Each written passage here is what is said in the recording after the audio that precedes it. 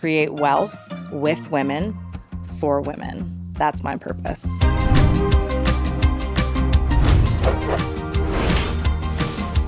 Hey there, I'm your host, Serena Smith, and welcome to Shopify Masters, your companion for starting and building a business. Imagine being one of the first 100 employees at Lululemon. You launch 20 retail stores in a single year, and then you think, what's next? Meet Natalie Westlake, an entrepreneur who took a leap of faith and stepped in as VP of Marketing and Operations for Bluboho, one of Canada's most successful, independently owned jewelry brands, known for striking the balance between raw and refined designs. We're the #1 sustainable fine jewelry company in Canada, and I think the thing that we do better than anybody else is explain why. Natalie was recruited for her ability to build customer loyalty, scale up growth, and expand retail presence. I'm extremely competitive when it comes to making it as personal and intimate for each person as possible. Today, we're covering her bold marketing tactics and how to grow from 0 to 5 stores. Natalie, thanks for being here. Thank you for having me. You were a part of a company that is now like in the category of mythical, Lululemon. You were one of the first 100 employees. Was it already a rocket ship when you joined? Not yet. No. I think at that time we had about 10 retail stores, so still pretty small, all in Canada.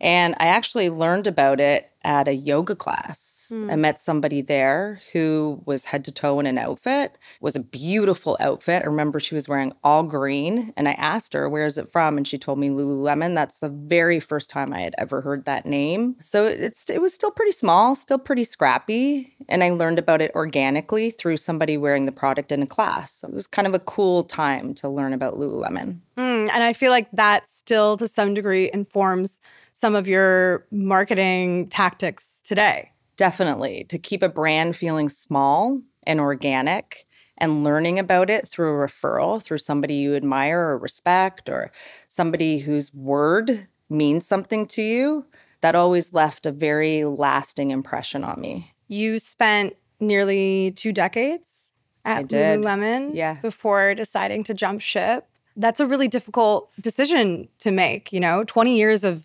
anything is a huge chunk of your life and identity. What got you to that decision-making point that it was time to leave? There was no specific finish line that I was looking for. It was more a feeling. And I always sort of knew going into Lululemon, we were mentored in store to always think, nobody's coming to save you. Nobody's going to hand you a free ticket. If you want something, you have to go for it. You have to work hard for it. And so Lululemon, for me, I always, I thought of it as this is a great place to learn. I honestly thought I would be there for months. I did not think I would be there for nearly 2 decades. But I was always sort of in the mind frame, what can I learn? What can I take with me? Who do I need to know?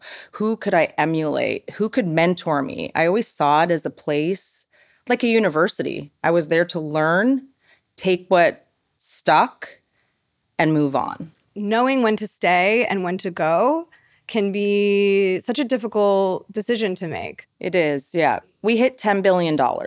And once we hit $10 billion at Lululemon, things were different. Things felt different. Things felt much more centralized.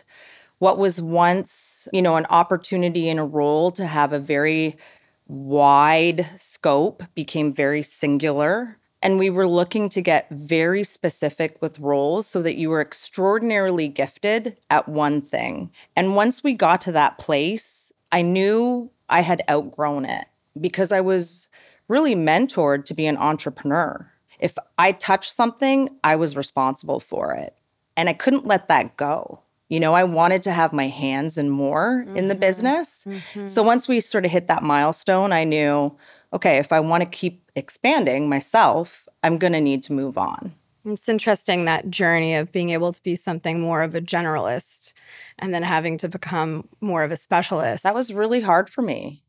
I wanted to be in brand innovation. I wanted to do different things with community. I wanted to look at real estate differently. And I had always had that space to do that. And so once we got that big and became very specific about roles, that was time for me to move, to continue to grow and spread my wings. I knew I had to go somewhere else. Do you have the space to do that at Bluboho? Absolutely. Yeah, it's a totally different role. We are at a completely different level in our growth, and I get to have my hands in a lot more. And so, that really fills my cup. I want to work in brand innovation. I want to work in community. I want to help retail stores. And most of all, I want to spend time with our guests and our store team. Right. Yes. This reminds me, when you first joined Bluboho, though you were coming in an executive capacity, you didn't quite start there, right? I did not, no.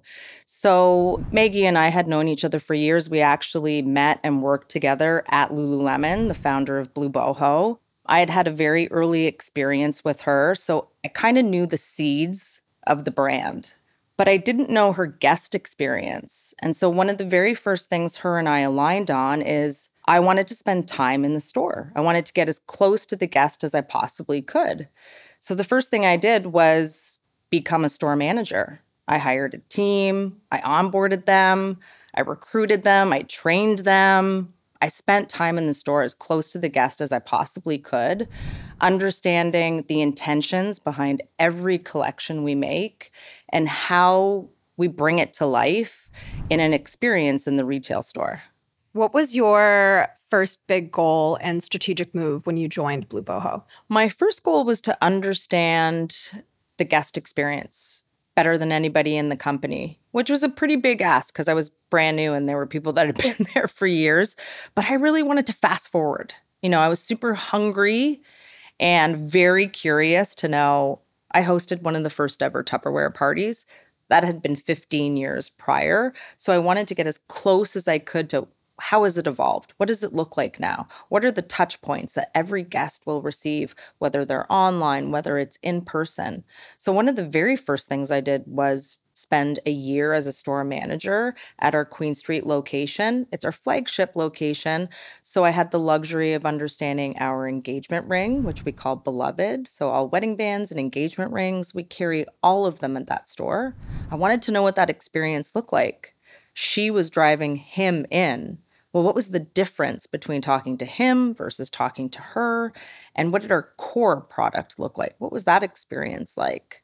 So I spent a good year in the store just asking as many questions as I possibly could and getting as close to the guest experience as I could. Were there things you learned that surprised you? Absolutely. In terms of Beloved engagement rings, she is looking for an aesthetic.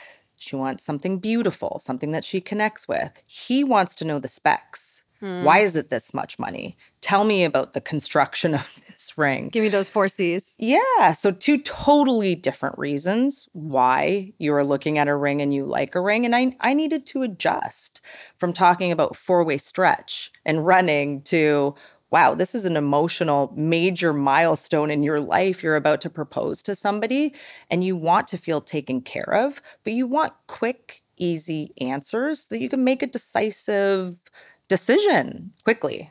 What were some of the core learnings that you took out of that year?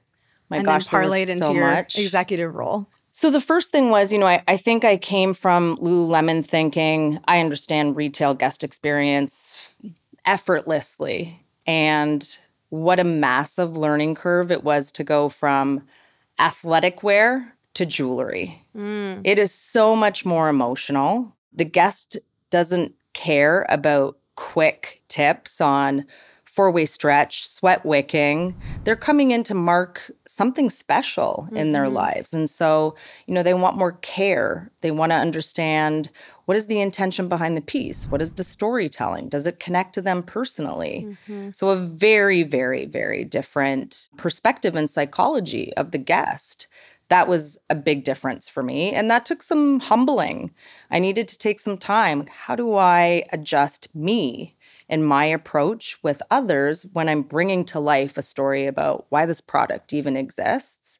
That was a big learning curve. Also, I think just the size of the organization. It's a much smaller organization, and Lululemon grew so quickly and had such a matrix structure. That was a big difference for me as well. Going over to Bluboho, we have quite a flat structure. It's an open door policy. I receive feedback immediately. I'm able to pick up a phone and talk to anyone right away. So it's much scrappier. And that for me is a lot more fun. A flat structure is becoming more common, but like still outside the norm. Yeah. Is there a learning curve as you're bringing new employees and new talent into the organization who maybe didn't come from a flat org prior in terms of them getting comfortable with giving and receiving feedback in that way? Absolutely. One of the first things I do is I meet with every single person we are interviewing, every single person, whether it's a store role or it's an office role. I want to meet you. I want to know who you are. I think we spend a lot of time with people at work. And so you want to really enjoy your workplace. Mm-hmm. You want to enjoy the people you're spending all of this time with. So number one, I meet with everybody. The second thing I do is called a PechaKucha, or it's a version of a PechaKucha, which essentially is like 5 quick slides or pictures, something personal from your life where you get to storytell why this picture is important, why you've marked this moment, and then bring it to life to a stranger in a way that feels really personal. Because essentially that's what you're doing on the floor, is you're talking about yourself, your own life experiences, and how these pieces bring some of those moments to life. So that's one of the tricks, I guess, of really knowing who our team is and really investing in them, in their lives. What's one thing that's in your PechaKucha?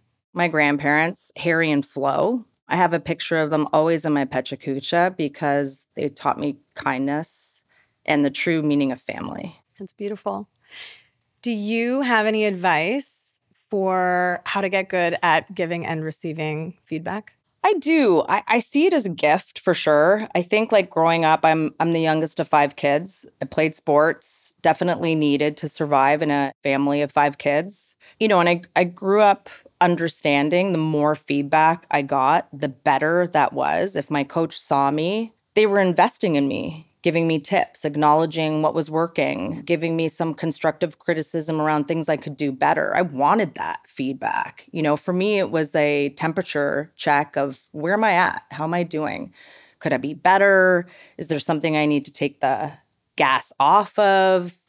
Bring it to me, coach. Give it to me. Give it to me. I think of it still that way. The more feedback I get from my team, the closer I feel they are to me, the more they trust me. Feedback is all about trust, and it's a gift.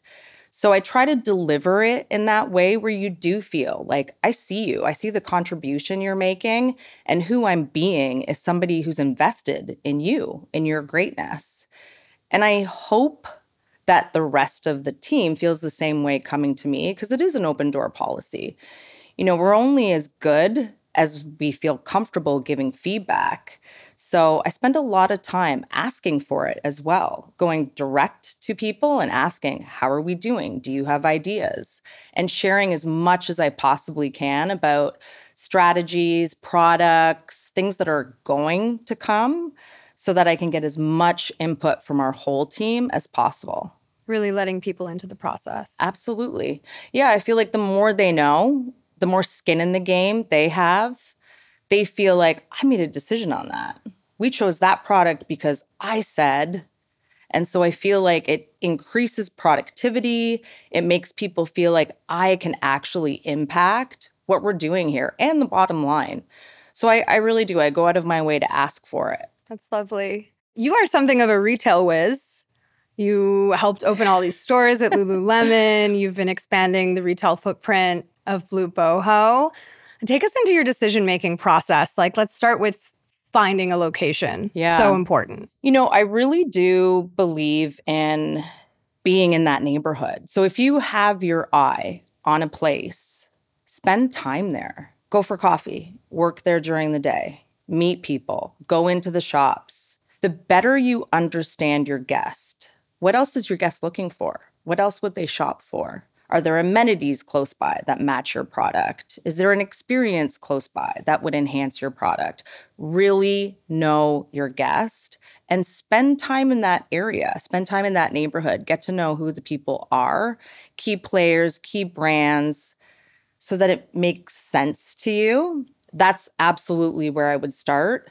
And then I would just be obsessed with being the best at what you do. What is the journey you want your guests to experience? And does this neighborhood, does this space bring it to life? That's where I would start. What is it that you think Bluboho does so singularly? Well, I think we're the #1 sustainable fine jewelry company in Canada. And I think the thing that we do better than anybody else is explain why. Why did we make this piece? Why does this collection matter? What life moment does it mark? And why do you need it? With a brand like Lululemon, it's like we probably have 20 pairs of leggings in our closets. You know, it's something that you're constantly buying more of. Fine jewelry, not so much the case necessarily. So how do you go about building customer retention and loyalty so that they're wanting to come back and back? Make it as personal as possible. Know your name. Know what's on your wish list. Know who your friends are. Know what events of ours you attend, so that every time I speak to you, I can draw back on any of those things and bring something new to life in a way that's really relevant. Being guest obsessed, you know, I like to describe it as being guest centric. If there's anything that we are doing that doesn't impact the guest in a positive way, we shouldn't be doing it. It's a waste of time. If it brings value to the guest, I want to do it better than anybody else. I'm extremely competitive when it comes to being guest obsessed and making it as personal and intimate for each person as possible. Are there things that you have tested that have not succeeded and you had to pivot? Absolutely, yeah. You know, I'll share about events. I do believe that events help bring your brand to life. A, they show what you value. And B, there's an opportunity to bring product to life in a different way that people wouldn't necessarily have or experience unless you had this event. So something we've been working on is having a monthly full moon event. I like it. Yeah, it's, you know, always attached to kind of the cosmos and change. At Lululemon, we had Sunday morning yoga for years and years and years, like 15 years. Every store would shut down Sunday morning before open, and we would host a yoga class. We started with like 2 or 3 people. There was nobody there.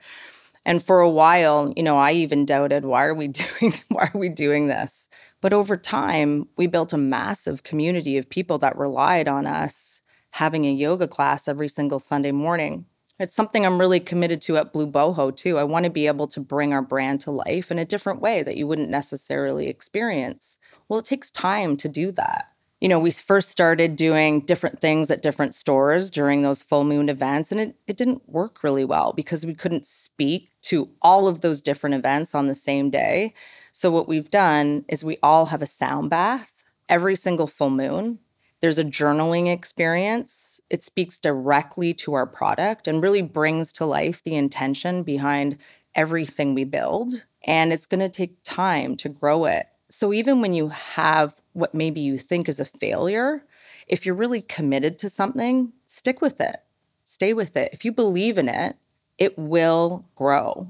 You know, you have to give things time to grow. I live in Venice, California, so you are very much speaking my language with the sound baths and intention setting and journaling exercises. It's beautiful. Oh, good. And I think we're in a moment right now where people are just like aching for community. I think when you are starting a business of your own or you're helping build somebody else's brand, I think there's such an art to assessing when to stick with your idea and when to pivot. Do you have any assessment strategies for that? Like when to call it. When to call and move on. And when to trust in your gut and stay the course. Absolutely. Every single week we have a marketing meeting. And all we're doing is assessing numbers. We really are. We want to know what time of day works best to communicate. Is there a day that works best to communicate? Is there a way that works best to communicate? Is it social? Is it email marketing? And that's all analytics driven. It's all numbers. And, there is a point where you can see, okay, this time, this day, this way of communicating, it isn't building or increasing our revenue. Time to abandon ship and look for the markers, the key indicators of what day, what time, what platform. I do feel like given the size of our organization, it's a strength because we can pivot very quickly and change the mode of communication. We can change the day. We aren't forever making decks, having them approved, going back, changing our approach back and forth with all the red tape. It's very easy for us as a small team to be able to say, okay, that didn't work. Great. Let's not spend too much time there. Let's learn what we can and move forward quickly. Maggie taught me a great lesson. When I first came on, she said, Nat, I try to be like 85% accurate. If I can be 85% accurate, 15% is learning. Great. I'm going to take the 15%, move forward quickly. I've adopted it and I really try to think in that way because it's so effective and it's so freeing to feel like, okay, 15% error. Great. There's a lesson there. Let's take it and move on fast. I think that's so important, too, for the perfectionists among us to give yourself a little bit of breathing room. Absolutely. Yeah. Take me inside the texture a little bit of when you're launching a campaign for a new collection. Well, it's so tied to story, first of all. So way before we're even talking about a marketing campaign, we're talking about an amulet. What is the shape? What is the design? And why? Why are we making that? What meaning does it have? What lived experience is coming through this piece? So we're very connected to the story and intention of the product. To me, that's essential because why are we marketing anything if it doesn't have purpose and meaning? Sure. If it isn't a strong product with a very identifiable and accessible intention behind it, it's not going to resonate for anybody. So we really start there. In bringing it to life, it totally depends on the time of year. If it's holiday, that's a very different marketing strategy and a very different guest. They're just gift giving.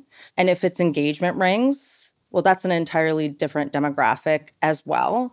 So we would speak very deliberately to who that guest is for that specific product. So you launch campaign and then talk to me about how you are measuring success from a metrics perspective and also how you measure success at Bluboho from a non-metrics perspective.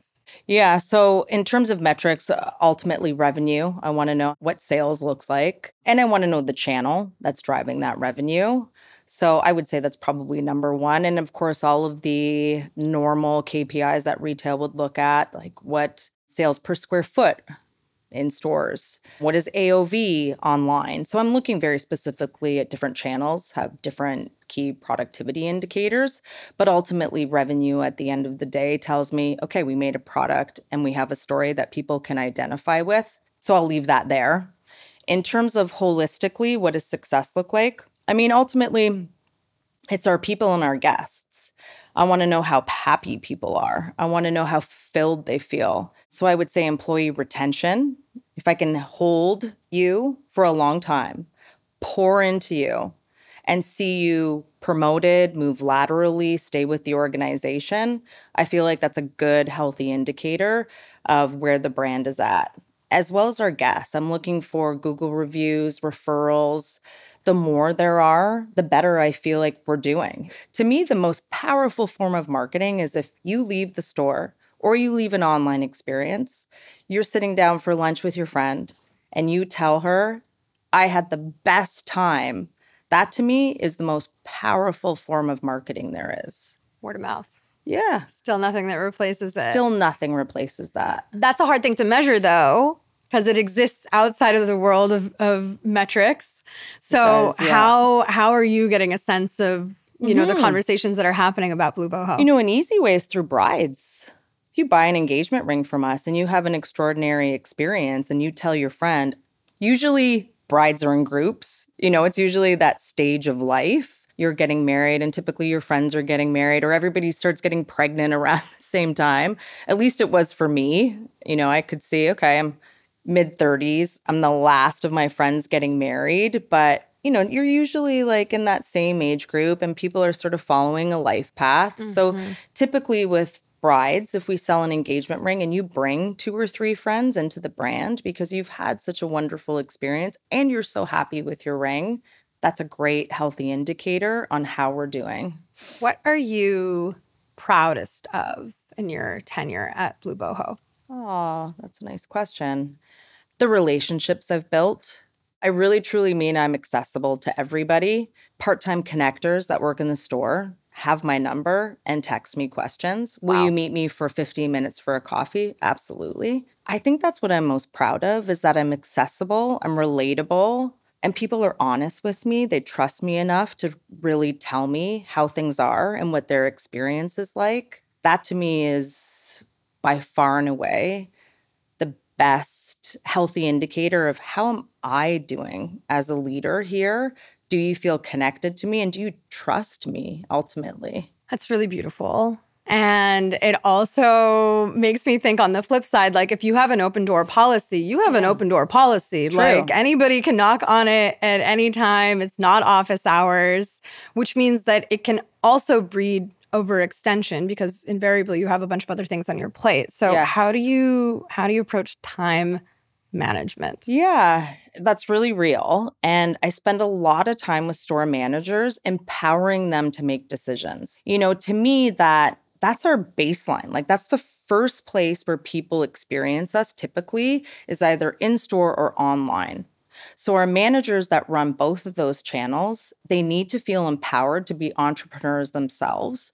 And they need to know, I trust you to make a decision. I trust you to make the best decision for each guest. So really, I spend most of my time there making sure they feel empowered. They can be creative. They have a sandbox to play within. And outside of that, I trust you to make decisions. You joined Bluboho not at its inception.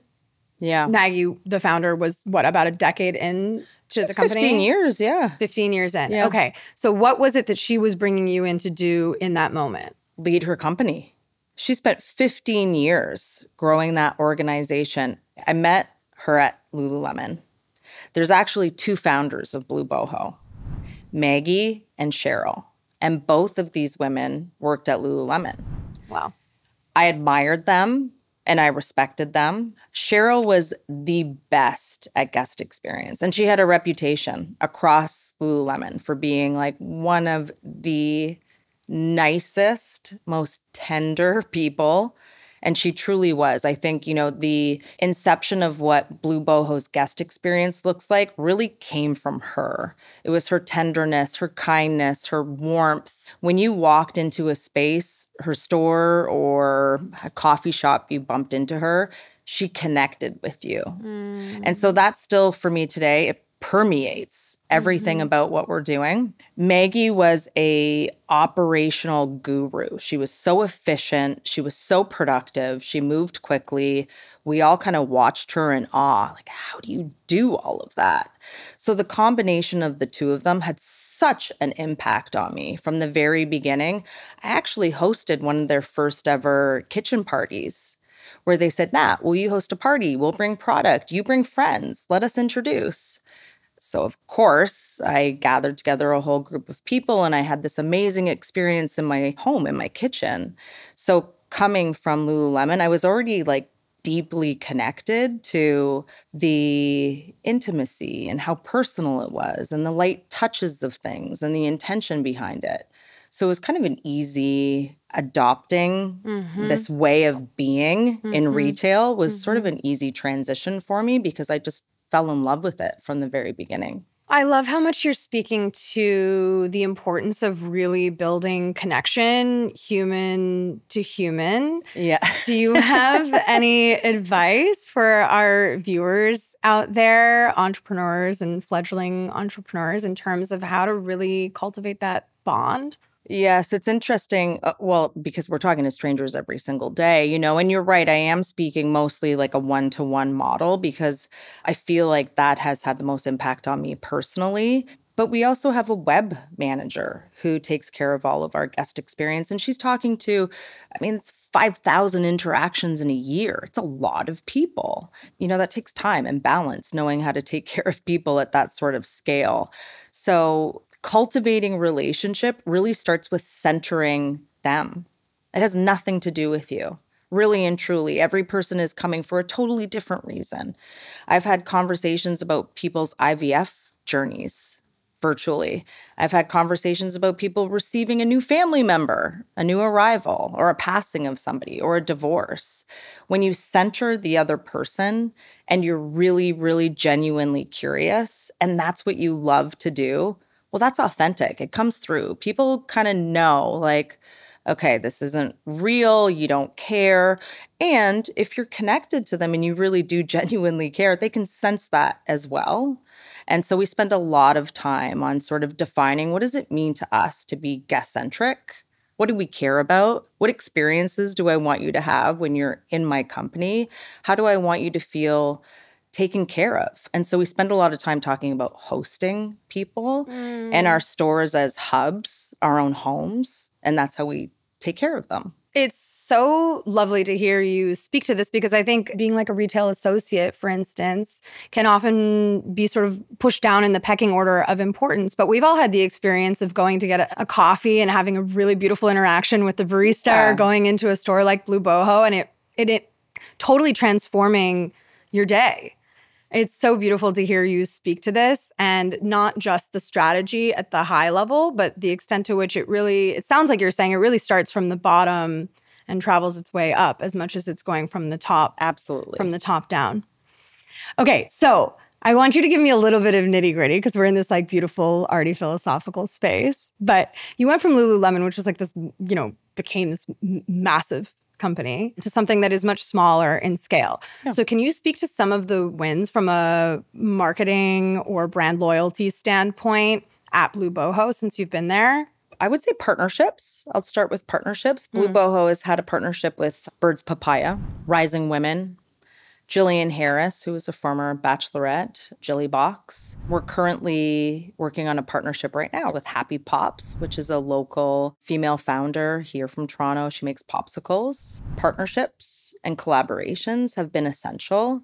You want those relationships. All of those names that I just gave you, they're all female founders as well. They own their own brand. And so bringing that to life through jewelry and in gold, it's like alchemy. Feels amazing for everybody. It cultivates lifelong relationships. So I would say that's a huge marketing win, is the depth of those relationships and the pieces that have been brought to life, the stories that have been brought to life through those partnerships has been beautiful.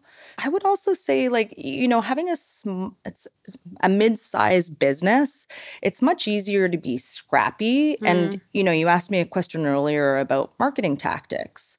Well, when you have a smaller team and you're more willing to, okay, that didn't work, it wasn't as successful as we thought, you can kind of abandon ship a lot faster, and you don't have to go through so many gates to prove why you want to move on and test something different. So that's a huge marketing win as well. And then I also think just like having more of a flat organization. If you need me to be there to capture content, to help out, I will, absolutely. We're all hands on deck. And I think that is a huge marketing win as well.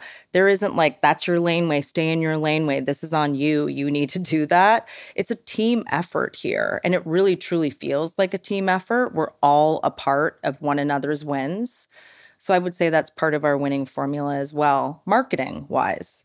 You are a mom of two. I am. 2 teenagers. Mm-hmm. And you have also been speaking so much to just like the human-to-human component of this, the care that you're pouring into your employees, the care that your employees are pouring into the customers. How much do you bring your personal life into your work world, and how much do you keep them separate? Well, thank you for asking me that. Abby and Will. Abby is 15 and Will is almost 13 years old. Wow. I want them to know where I spend time, what I'm doing, the people I work with. They're the biggest part of my life. So I incorporate them in what I do, and I make it really transparent. Here's the office and this is the team. I'm one of those people that likes to look at the year and I'll plan the year out. So I kind of know, okay, this is what summer looks like. This is when we're taking vacation, so that I'm balancing it over 365 days. And I don't feel the pressure on a daily or weekly basis to try to like stack things in. They have their own lives. They're old enough now where they've like chosen their own sports. They have their own friend groups and they're busy kids. So I actually feel like I am trying to fit into their social calendar. I don't really feel the other way around. They're giving me permission, like, okay, Mom, you can drive us here or drive us there. At a certain point, you become a bit of a taxi driver with teenagers. Ultimately, they get to a place where they're like, okay, you're there, we're over here, we're good. So there's some like, recalibrating, but I want to spend more time with you. Yeah, we're kind of in that phase right now. Which then gives you more time and if energy. Anybody has advice, send it my way. I wish I did. But then it gives you more time and energy to pour into the business. Which I love, yes. You talked about Chip saying no one's going to come and save you, which is like a sobering but very necessary lesson to learn. Are there other things from Lululemon that you and Maggie have brought into this operation? Yeah, standard operating procedures. I want to preface this, though, by telling you, like, there were some serious life lessons from Chip Wilson. He used to use death, like the end of his life. If you're lucky, you have 50,000 days. That's it. What are you going to do with them? To hear that in your 20s is like, wow, whoa, what am I going to do with my time? So just valuing my time. I really kind of like it was set there, choose what you want to do. I'm going to take full responsibility for my life and spend my time doing things that fill my cup and make me happy and are closely tied to what I think is my purpose. But on a day-to-day basis, we really took the winning formula of having a standard operating procedure. And we do it in a slightly different way. We have a book of elements, and there are like 45 different elements. And we kind of highlight one every single day. And those could be things from be as guest-centric as possible, or approach everything with positivity and always assume good intent. So we bring them into our business, we talk about them daily, and then we create conversation around that. How are you bringing that into your work, into who you're being, into your guest experience today? So that's one thing we still do. We still follow that. And how about some of the things that you have developed on your own outside of your experience of Lululemon? What is the Natalie stamp that you're putting on Bluboho? I feel like a pretty good sense of humor. April Fools this year, we made a golden toilet with a diamond toilet flusher. And what did we say? We said, let that shit go.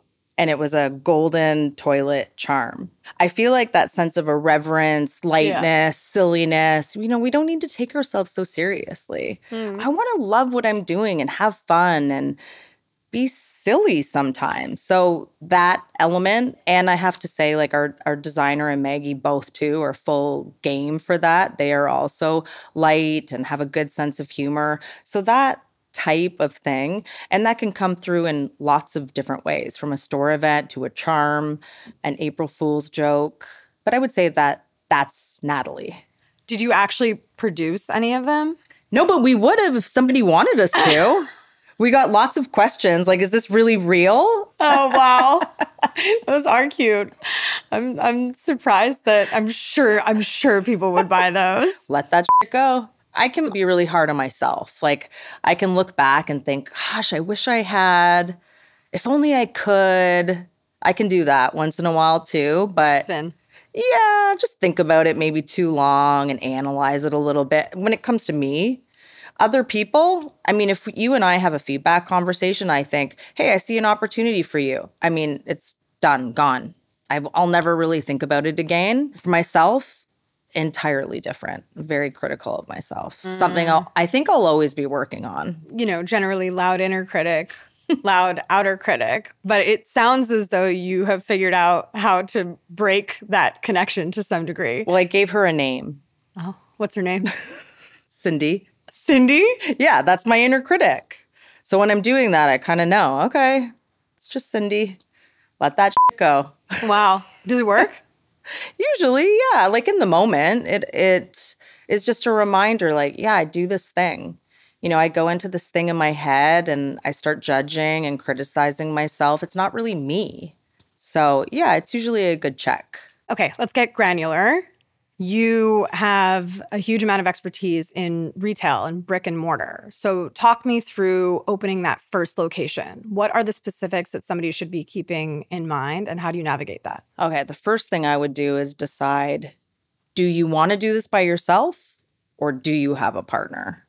Doing things with a partner, I find a lot easier than doing it alone. So make that decision first and foremost. And if you don't have a partner, have a mentor. Build a community around you so that as you're looking at spaces, you have a good sounding board.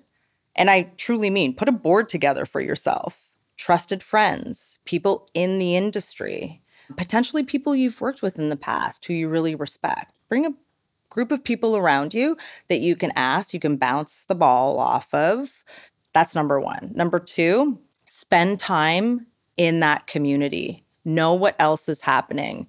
Typically, when you're looking at a space, it's pretty specific. You know the space you're looking at, but what else is going on in that community? Is there zoning things happening in that community? Is it about to change in 2 or 3 years? You really kind of want to know that community inside and out. And the third thing is be entrenched with your product. The better you know your product, the better you understand your guest, the better you'll feel at being able to make a decision around, is this brick and mortar space the right space for this product and this guest in this moment? I would imagine that this varies to some degree from business to business, but do you have a sense of when you've moved into a brick and mortar space, like at what point you can assess whether it's working or not? Yeah, I would say, it should, if you have been deliberate and slow enough, you should see traffic trickle in fairly steady from the beginning. Ways of testing this, do a pop-up. There potentially is somebody in the neighborhood that your product could complement. If you could take a small bit of space inside somebody's shop, partner with them, pop up for a short period of time, and test that audience, you'll get a good idea of how it's received in that area. How about things like negotiating a lease? Yeah, that's a tough one. The first time I looked at brick and mortar, truthfully, I didn't know what I didn't know. So there were lots of questions I didn't even know to ask. If I could go back in time, if I could do it a little differently, that very first store that I was responsible for, and I had AI, I would have equipped myself with all of the questions I didn't even know to ask. So that's how I would use AI today, is to prompt it with all of those really niche micro questions. The better, more specific that prompt is to a space, the more information you'll get. So that's a great way to leverage AI today. Well, you're sort of our brick and mortar AI in this context. So give me an example of a couple of those questions that people should be asking. Oh, gosh. Well, are there zoning issues? What does the future look like in that community? Is there anything happening in the city that would impact this neighborhood? That would be number one. Actually, I can give you a good example of that. Yeah. Lululemon years ago, I think it was definitely the year of the Olympics when they were in Vancouver. I was asked, should our Yorkville store be on Bloor Street or should it be on Cumberland? If you know Toronto and you know Yorkville really well, that's a huge difference being on Bloor Street beside Gucci and Louis Vuitton, or being on Cumberland, where there wasn't even, I think Nespresso is there now, but there was nothing beside us really. And so I made the decision that we should stay on Bloor Street. Well, lo and behold, months later, all of Bloor Street closed down for construction, and it took about 4 years. Meanwhile, we had a landlord on Cumberland who was begging, who actually said, I'll pay for you to build the space out. Now, had I had AI at that time, I would have known that Bloor Street was about to shut down and go into a scaffolding mode for the next 4 years. I would never have chosen Bloor Street. I would have gone to Cumberland 20 times over, but I didn't have that tool at the time. Are there ways that you're utilizing AI today? Absolutely. I'll use it to check strategies. I'll use it to invent brand ideas. I'll use it to discover what trends, what's coming for jewelry in 2026. What are people looking for? What shifts, what changes have happened? So I use it all the time. You have had the experience of building a really massive brand. Now you're building a mid-sized brand. You're coming into essentially somebody else's vision. Yes. Do you have any advice in terms of how to really understand and steward someone else's vision while also like bringing a little bit of your own creativity into it? I stay as close to Maggie as I possibly can. And I go out of my way to like schedule appointments with her, coffee dates. And I want to be in store with her as much as possible. You know, I want to watch her bring her vision to life. I want to see how she is with guests. She'll oftentimes know people by first name, but she's always able to articulate the stories behind the products we've made in such a personal way. And so I feel so connected to her vision. Also having the great fortune of being able to host one of those very first Tupperware parties, I feel very connected to the feeling that she wants to create here. So that's super crystal clear for me. I also spent very intentionally that first year as a store manager so that I could be in the practice of that vision. I want to scale and grow. That's what I've done my whole entire life with my career. I started Lululemon at, double-digit stores. We might have been around 10 or 15, somewhere around there. And when I left, we were over 500 stores in North America. That's massive growth in a very short period of time. But I really like the pace of doing that. I have such satisfaction every time a community is touched, every single door that opens, the satisfaction of seeing a team grow, come to life, and a community kind of rally around that store. So that's my vision. I want to open more stores and grow this organization for Maggie and bring more of these stories and experiences to communities. How big do you want to get? Oh, well, that's a good question. I would love to get to over 50 stores for sure in a fairly short period of time as well. I definitely don't want to stretch it over 20 years. I'd like to do it in a way more efficient way. I could tell you so many stories about Lululemon opening up stores. Oh my gosh, it was the journey we went through of opening up stores. Like as a store manager, you were a merchant, you were the person who hired everyone, the person who trained everybody, the person who set up the store, the person who spoke to the landlord. You did everything. I want to do it a little slower in terms of less scale, but very deliberately in a powerful way that brings the stories of the product through the experience, one store at a time. From a practical perspective for our viewers, what does that mean to approach it in a slower and more methodical fashion? Lululemon, I worked with a real estate team, so I had somebody else doing that sort of due diligence around every community, every store. We don't have that here. We are the real estate team. So for somebody starting out, it's important to spend time in the communities you want to open up a store. You want to know your product so well and know where it fits in. Is it complemented by other retailers around you? Is the muse, the person that you really want to speak to, are they in that neighborhood? The closer you can get to that guest, the better you will understand, okay, this is the right place for us to be. Be deliberate. Take your time. Don't be in a rush to open up a store because once you sign a lease, it is extremely difficult, if not sometimes impossible, to get out of a lease. So take your time and be deliberate and know who your guest is and choose very carefully the people that are around you because all of that will make a big impact. This has been such a rich conversation, and you speak so beautifully about not just marketing, but how it really connects to humanity. You've talked a lot about purpose. What's yours? Mine is to create wealth with women for women. That's my purpose. Hell yeah. Well, I'd say you are well on your way. Well, thank you. Thank you for being here. Thanks so much for having me. So much fun. This was a really nice conversation. Thanks for tuning in to Shopify Masters. Drop us a comment below with what you thought of today's episode and be sure to subscribe so you never miss a new interview. Thanks, and we'll see you next time.